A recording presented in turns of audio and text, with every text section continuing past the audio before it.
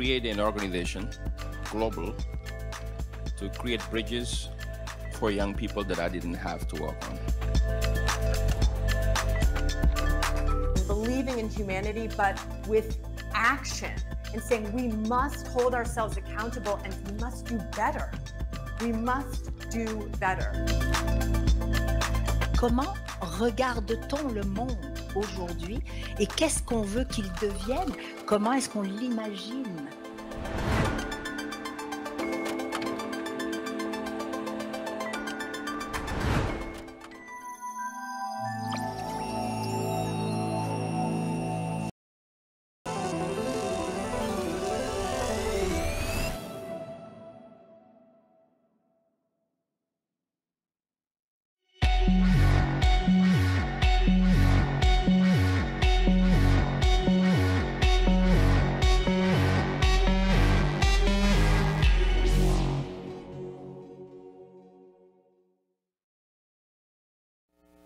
Bonjour, bonjour tout le monde. Good morning, buenos días. Mon nom c'est Erandi Berkara, je suis directrice artistique du Printemps numérique. On est très content de vous accueillir aujourd'hui ici à Montréal ou ailleurs. Welcome everyone. J'aimerais commencer par remercier la ONF, l'Office national du film du Canada, pour cet partenariat et pour nous accueillir aujourd'hui. We would like to start by thanking the National Film Board of Canada for this partnership and for hosting us today here. Merci, thank you. For those of you who don't know, the National Film Board is the Canadian producer of and distributor of Canadian content. That means author, animation, and also point-of-view documentaries. They play a key role in the Canadian landscape for many years now. Without further ado, I'd like to introduce our guest this morning. We start kicking Printemps numérique with Soh Yeong Roh. She's Nabi Art Center Director. For those of you who don't know, Nabi Art Center has played a key role in the art and tech scene for the past 25 years in South Korea. And we're very privileged to have her here today with us. Thank you. Very nice meeting you, and I hope my presentation gives you a different perspective about AI, especially the idea of intelligence. Yeah, you can see it from here. We entered into this very weird age. We don't know what it's like. And we have people like him talking about this age, and he's quite optimistic, saying that deep learning worked. And it worked. In what way? That's the topic. And people say we are nearing super intelligence. With all these new developments, I'm sure you know, heard, and already using now. But what it is, the essence of it is pattern recognition, as you might know. That's how it started. I mean, of course, you are the origin of all that happened, Canada. And then before Geoffrey Hinton, of course, there was Alan Turing and the idea of algorithm. So that's how deep learning developed onto this generative age where we fake anything and everything we can. So the question is, are we becoming smarter? That's my question, and I'm sure everybody was asking that, many people. But before we get into this question, I'd like to pose this question: what is intelligence? What's your idea of intelligence? So, it's ChatGPT. But it makes sense. Intelligence is a complex trait that encompasses a range of cognitive, not just cognitive abilities, a range of abilities, including reasoning, problem solving, learning, adaptation to new situations. It involves like not just analytical thinking, but creativity, emotional understanding, social understanding, so many wide range of abilities, not just pattern recognition. So, as intelligence has these many components, but we just focus on pattern recognition. Started from pattern recognition, and our algorithm architecture is built so that it just expand and increase and accelerate this pattern recognition. What's the problem with that? And why is that? Before we get into problems, why is that? Why pattern recognition? Pattern recognition is a very important ability of cognition, for sure. But why? Have you ever wondered? Why we started all this movement of AI started from pattern recognition, and now it just keeps on going like that, without delving into other areas of intelligence. Simple, because it's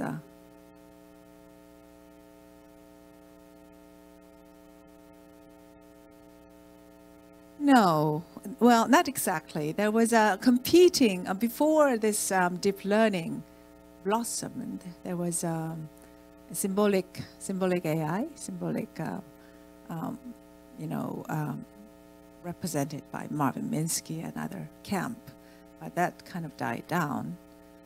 Pattern recognition worked because it's very efficient in the case of wars. When it comes to wars, we don't have to reason, we don't have to understand why this tank moved this way. We just, get the pattern really quick and solve the questions. I mean, get the answers. We don't have to know why this the Russians moved this way or the Ukrainian moves that way. We just have to know the pattern. If there is an anomaly in the pattern, we just respond to it. So that's my interpretation. But in other areas, pattern recognition works when it predicts individuals' behaviors, consumer behaviors, and other uses, and medical uses, of course.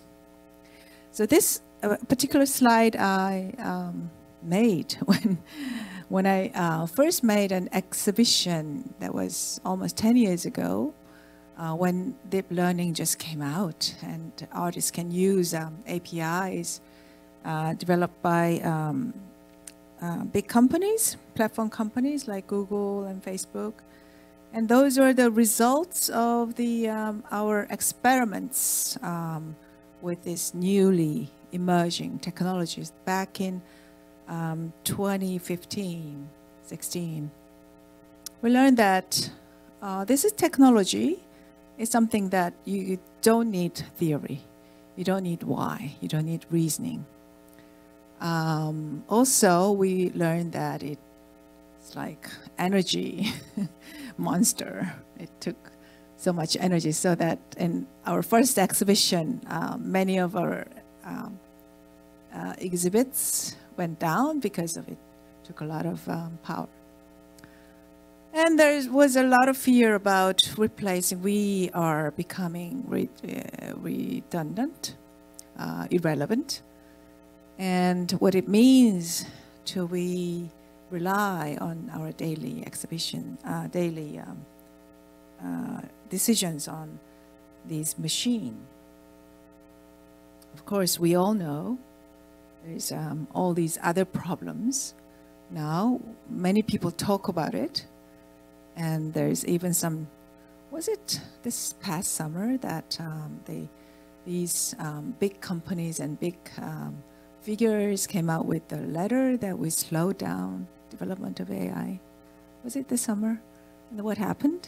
Anybody knows? Huh? Was last year? Not this year? Okay. And then I don't see any slowing down in any way. So it's not happening. The reason, I mean, their idea, if we're not doing it, then some other guy will do it. So we might as well do it and use it right. So, yeah, he worries about it. So do a lot of people who developed it.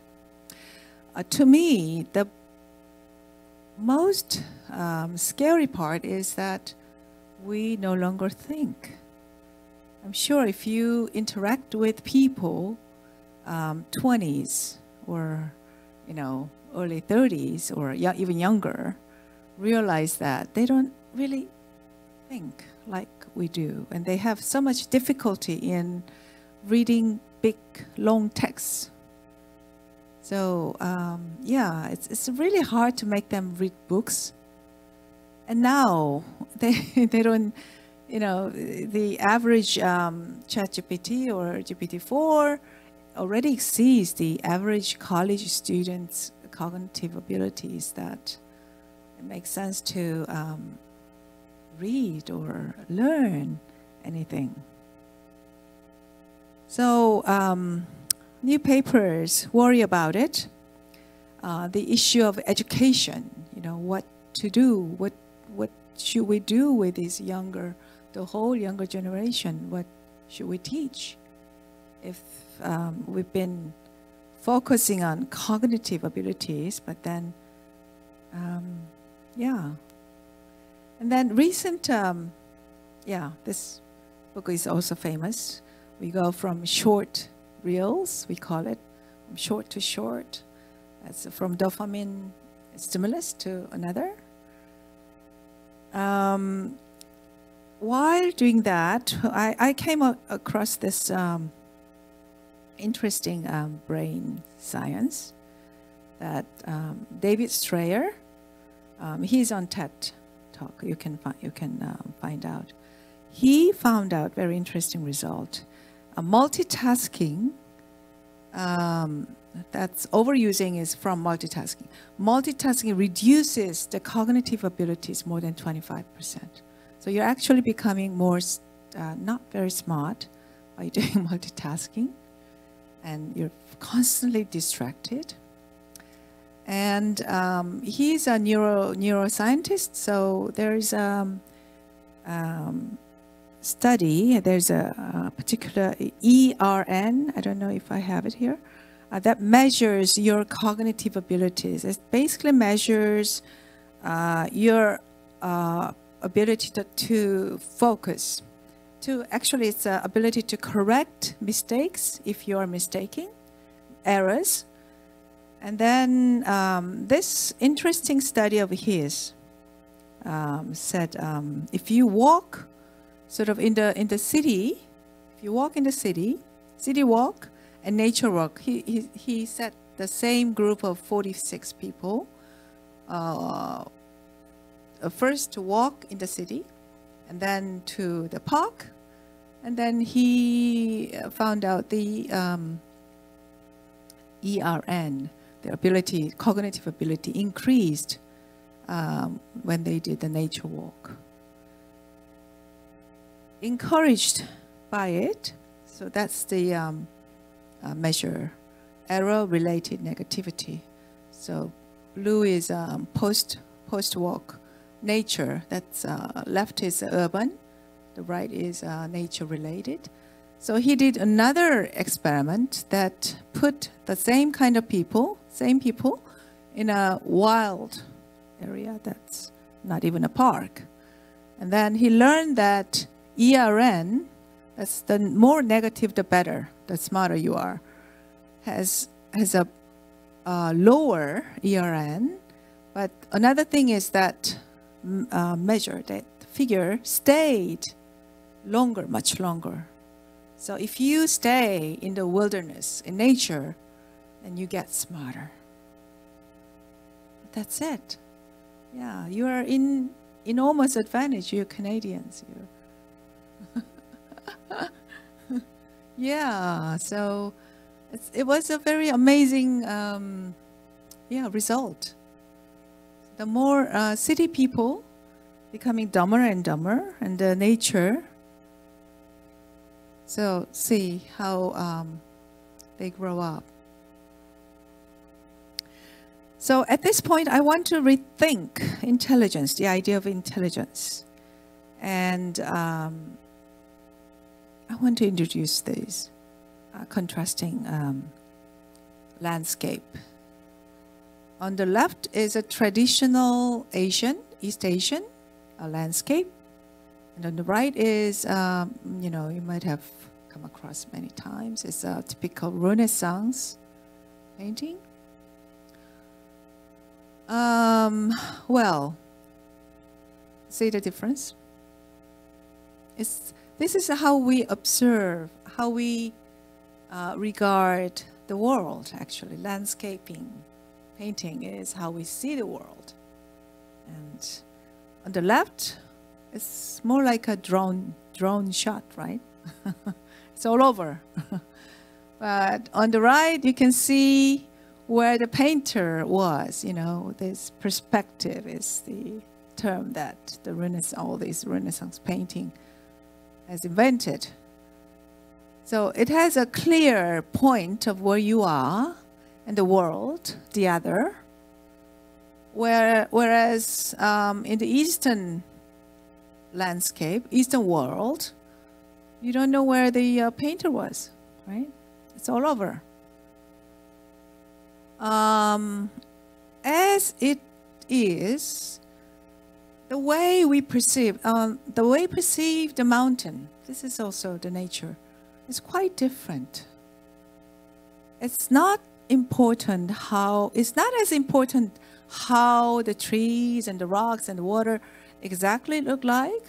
What is more important is how you experience it.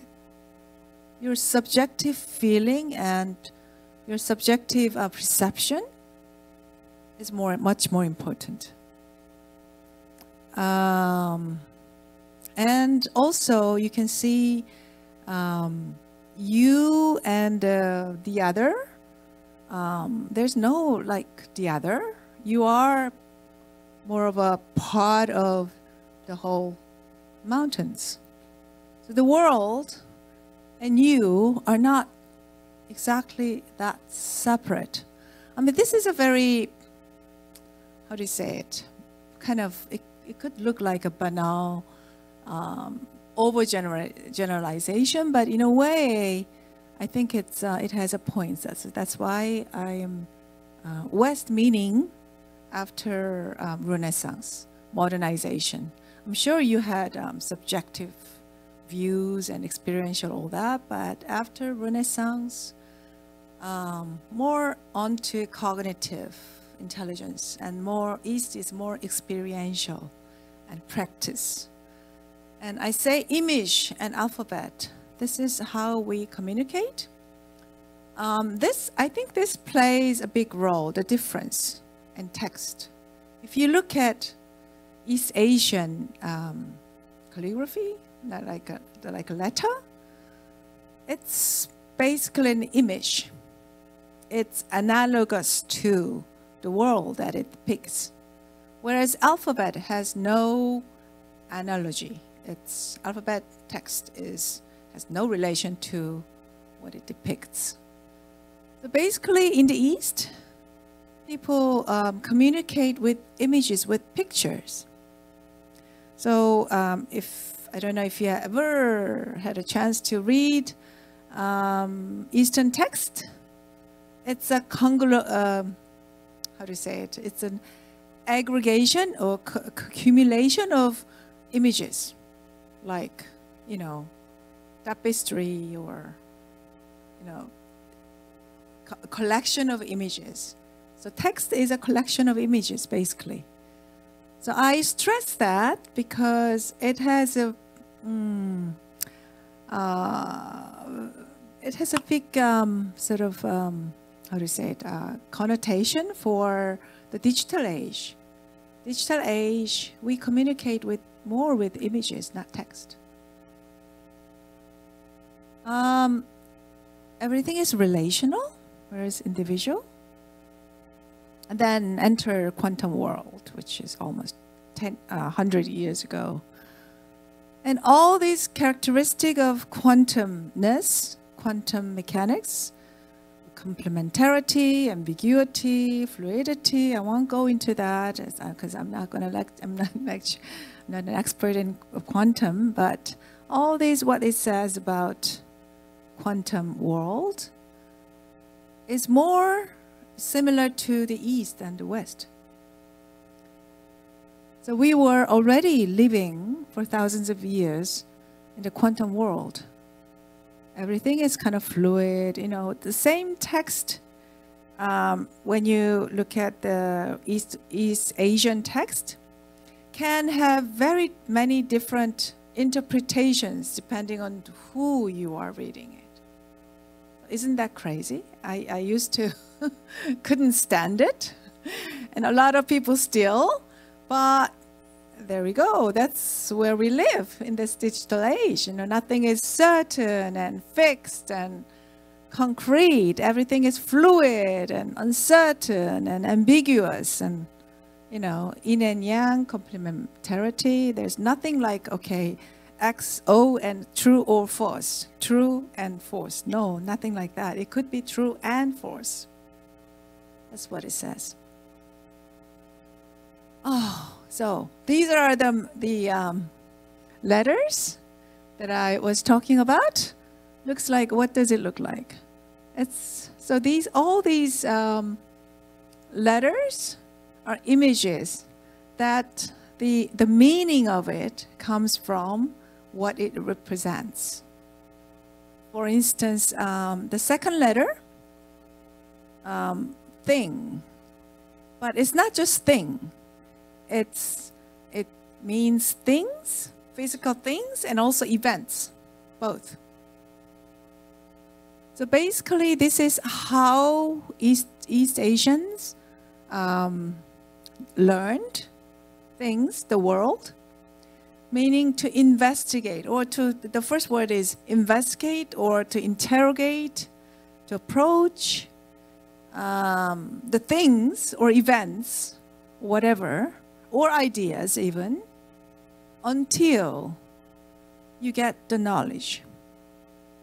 That was from this ancient text of great learning. As Confucianism is also very well, very badly misrepresented in the West and also in the East. But there are, when you go to ancient Confucianism, the idea is quite different from the general common understanding of Confucianism being very strict and very hierarchical. Was not what it meant to be. But anyway, in Confucian learning, not only the cognition or understanding, but also moral cultivation and social practice of it was highly stressed. That was, so yeah, perplexity knows it. So the matter is, intelligence is about, okay, you have yourself and how to approach, how to get near the world, right? And I introduced this, Wood Wide Web, change of the scene. These are the Western scientists. Suzanne Simard, she's a TED talker, she's quite famous. She came up with this Wood Wide Web. Basically, scientifically she proved that the wood ecology is all connected by mushrooms and fungi. And more interestingly, she also showed that in this wood ecology, if there is a strong wood and weak wood, strong wood will give the nutrients, mostly carbon, to the weak ones. And she also showed that not only carbons, but nitrogen also. So all these nutrients are sort of circulated in a very beneficial way, quite different from how we humans work, right? It goes the opposite way. So this is not my word, but this is her claim. We're all connected by one. We're all one, big one. So these are how the nature is designed, exists. So in our Eastern philosophy also stress that we are not we're not like separate from the whole universe or nature. We are part of it. And as a part of it, we have to get this. Okay, learning is important, but we also have moral cultivation, and we also have to practice it. That's the true intelligence. Like the trees, you know. Okay, we all know it's good. We should help the poor, but we don't always practice it.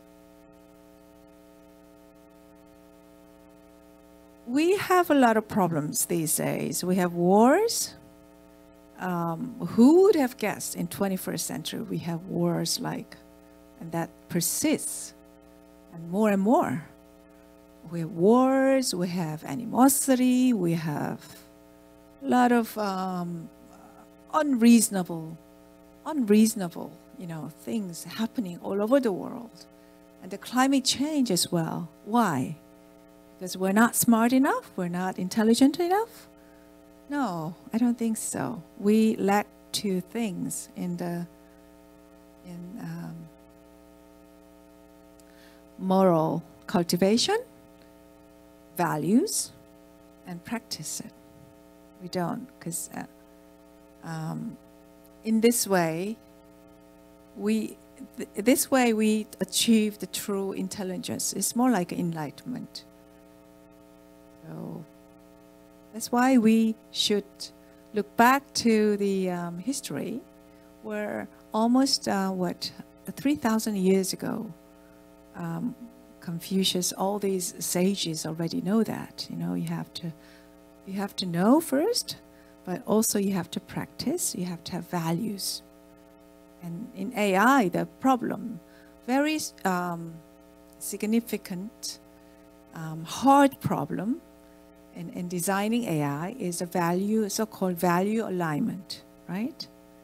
How can you make sure that this AI or robot value is objective, aligns with your values? When you don't know your own values, you don't know what you want, what's good for you. How can you make the machine work for the good of the humanity? It's not an abstract question. You know, we are already, autonomous cars are out in the streets, and there's a famous trolley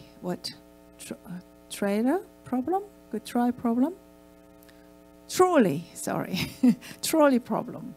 We all know that. That's ethical dilemma, right? We have to really, okay, this is an ethical dilemma. Somebody will solve it. No. The ethical dilemma will be programmed into these cars. And we don't know how the engineers solve that ethical dilemma. So more education should be devoted to this value education, to cultivate values. Not just inculcate, but we have to talk, we have to discuss, and we have to be thinking about it more. And yeah, so from 2022, this is what I was, Irandi introduced me that, someone that, this is the time, 1801. I talk too fast. Anyway, I started 2000, I started Art Center Nabi, and I've been very busy following up, you know, the latest technology and latest trends in art and culture. But it was only when everything stopped during the pandemic that I was thinking, oh, this may be a sign that we should stop and think what was missing. It was only after the pandemic I stopped thinking about, so how we going to do that. So this is another, this is I Ching, Book of I Ching. Basically means, okay, just crudely translate, your heart first. If you love with innocence each other, so heart first, and then your friends will follow your thoughts. But we have been the opposite, right? Thought first, and then maybe heart somewhere else, here and there. But that's not the old sage is telling us. If you love each other, if you heart first, and then your friends will follow your thoughts. So we took that theme, and we're making a festival in Seoul next year. For those of you who are interested in seeing how we make that happen as an art and cultural event, then yeah, inquire me. I've come with some brochures. This is what we're doing, and I'd like to introduce another general chair. And this is the time left. Okay, sorry. I think I'm on time, right? Okay. Please come, yeah, please come too, because I have lots of other slides that I've done for 25 years, but I don't have to do that unless you're curious about what I did. But at this point, I like to take advantage of, yeah, his presence. He's studied architecture and went to Samsung and did e-business part. And then I don't know what happened to him. And he came, I don't know which one was first. He came to Seoul National University and in a department of convergence, art and tech and business, all that. And that's where I met him. And he has, how do you say, bouquet? Second character is, he's a sailor. So he sails, and yeah, he's changed. Seoul National University is a very stuffy, you know, very old-fashioned one, and you know, I was a student, but it was almost impossible university of change, but he's changing it. He made a what's called power plant, and he does all kinds of crazy things. And when students come in for work in the morning, people who partied all night, they go home at that time at 8 o'clock in the morning. So he's the one. Let me introduce him. Can you say just briefly about, yeah? Thank you. Nice introduction. Happy to be here in Montreal. My name is Jun Lee, and I'm a director, Institute for Culture and Art in Seoul National University. It's been 3 years almost. We launched institution. In the strong age of AI, our president and university suddenly think that we have to stop and think about the human living condition in the age of the technology. So we started the culture and art initiatives, and we are exploring the balance between the technology and humanity, and what she explained. At the corner of the top left, which is the Korean letter pronounced Dongdong, is the translation of the creator's linked universe. She said that once we have an heart and mind, the loving to each other, then all the resources will follow to make the scene happen, and the art, the creation. So next year, we will host interesting big event in Seoul, which is very, very interesting city. We have many cultural events happening, and just a good place to visit. We have we host that event with the several venues, spaces, and one of the key places is this Seoul Art Center. We will have opening ceremony and exhibition over here, and then Seoul National University, which is another big venue place. We will be hosting the academic venue and some exhibition and closing event. So happy to have you in Seoul in this interesting event with interesting themes. So much. He's actually, I brought him up because he's actually doing cultural revolution in a very stuffy academy. He's the one who does that, and hasn't, without being kicked out of the school, he's now heading a new institution which is going to have a building in the coming years. Okay, now I open for questions.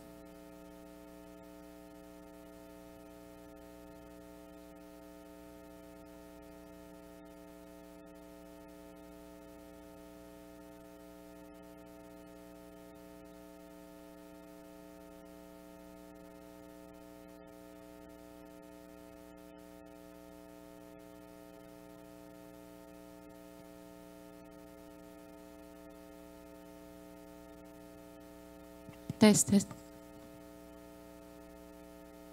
Yes, thank you very much for your presentation. It was very interesting. A quick question that I had, you spoke about AI. And as you know, like a lot of leaders in that field are raising concerns about the development of AI and how we should implement boundaries and control the development of AI for the future of humanity. What's your perception on that, the way this technology evolves? Ooh. Because I'm not an expert, I can say whatever I want, right? I don't think we can stop at all. I think a lot of people will be very disoriented, will be the victim of all the fake news, and a society where we can no longer discern what is true or false is a very dangerous and difficult society to live in. A lot of people will be under that condition, but still I like to save a hope that there are people who are awake and then learn of these dangers and look for other alternative forms of living, especially with nature, and community is very important.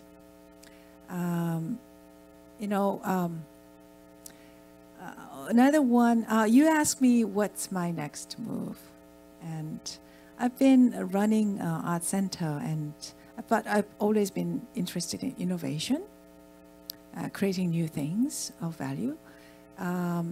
But innovation so far has been like a Silicon Valley style. It has to scale up. Scaling up means that you have to cater to the commonest denominator of humanity. And I think maybe we can start rethink innovation in a smaller, local scale. And try to, there should be a fund. And all the VCs and funds are catered to that big kind of Silicon Valley style, unicorn, looking for unicorns. But not all people, I mean, it's only very small fraction of people are for that. It's like a torture, hope torture. So small scale, local innovation that can better human life, still, I think it's worthwhile. And I think there should be more funding for that. And it could be profitable too. Because that's my sort of idea of sustainability.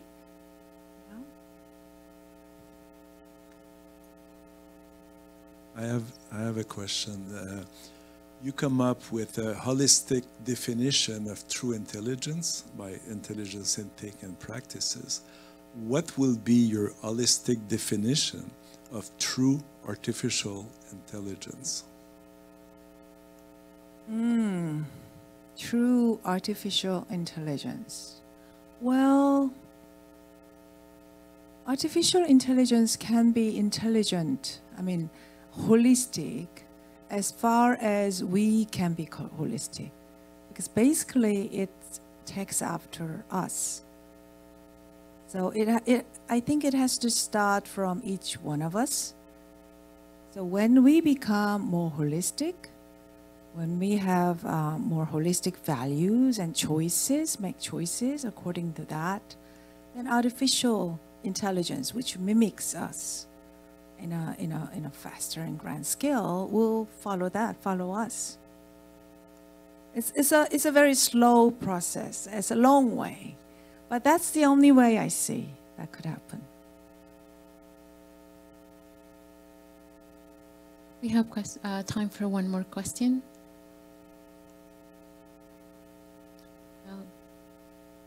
Valerie, you must have something to say. Yeah.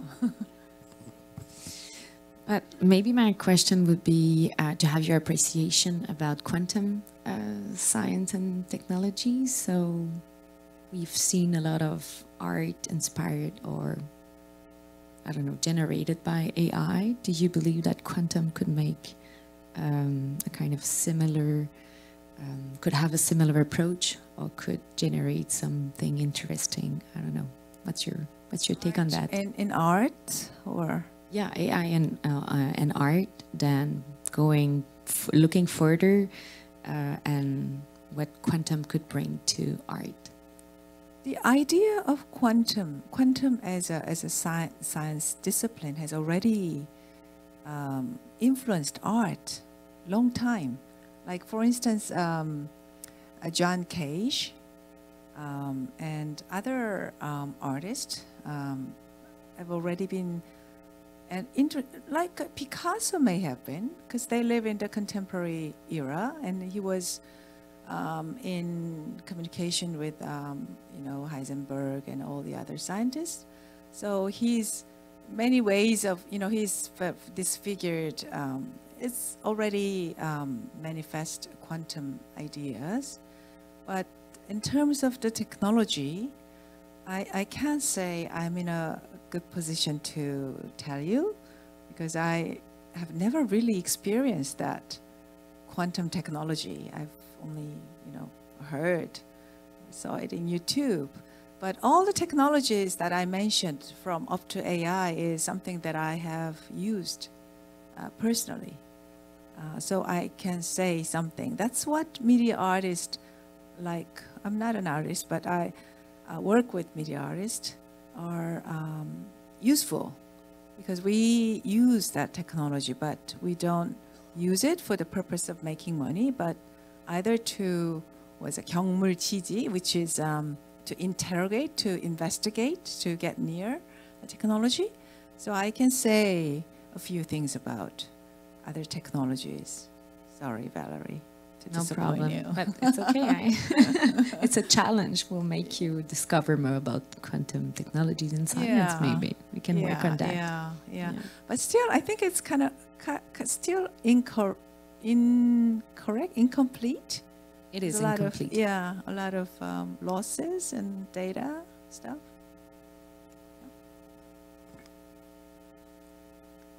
Well, thank you so much to Soh Yeong Roh and Young Shi for this presentation. I encourage everyone to ask questions one-on-one if you want to.